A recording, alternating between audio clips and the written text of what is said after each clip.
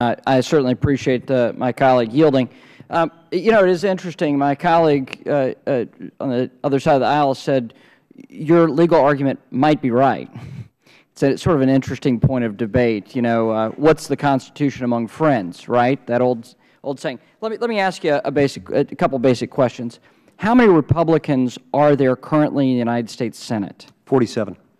And is 47 senators, is that a majority of that body? No. Interesting. Okay. After the 2008 election, I know you weren't a senator, but weren't there 60 Democrats in the United States Senate? Yes. And if you have 60 of any senators together, do they even have to speak to the other 40 senators in the elevator? Not much. Right. So let's just understand historically where this president has been. He had a supermajority in the United States Senate after the 2008 election. He was able to pass his stimulus through the House, through the Senate, didn't get a single vote from Republicans in the United States House. It became law. This president has had a majority in the United States Senate for 4 years.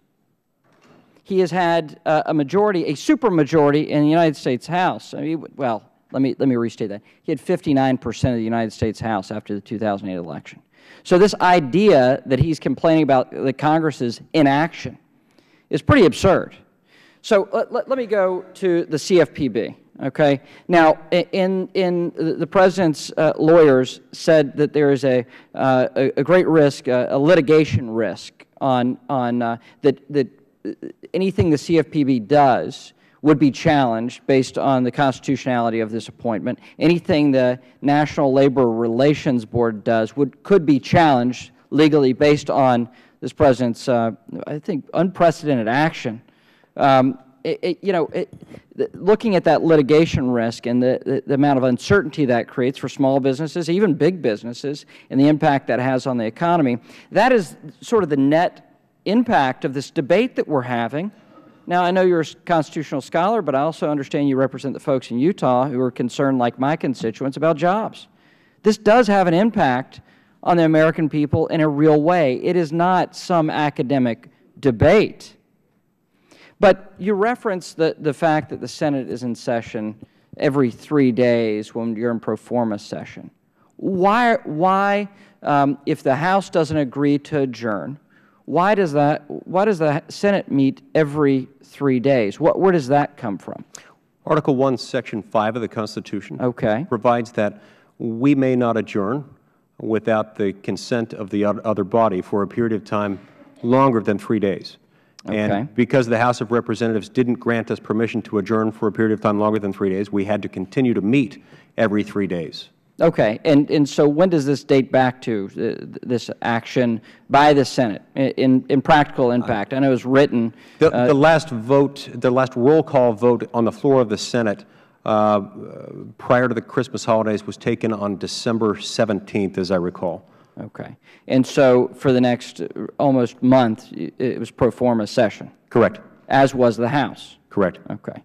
So talk about this litigation risk. I mean, the amount of uncertainty that these actions will create in our economy.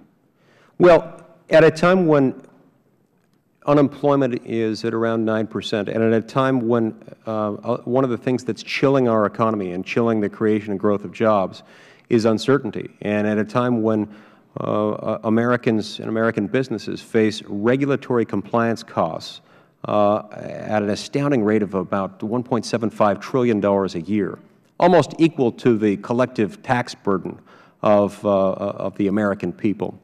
The one thing that we don't need is more uncertainty in our regulatory structure.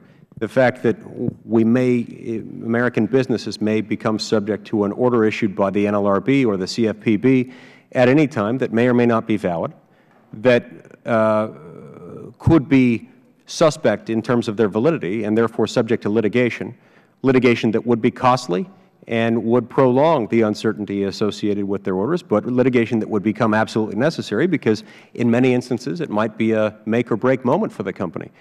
This is exactly the kind of thing that will make our already dismal unemployment problem substantially worse. And so this has real ramifications. This is not a hypothetical injury. This is not an abstract problem. This is a problem that affects real Americans who are just struggling to get by, struggling to find jobs, struggling to find full employment and good compensation. Well, and this compounds that problem manyfold. Thank you, Senator Lee, and thank you for your testimony. I also want to, just to mark this down as a member of the House, you know, we always have a bit of, we chafe a bit at the actions of the Senate or the inactions of the Senate. But that's not a new thing, nor is that a partisan thing. It's as old as the Republic itself.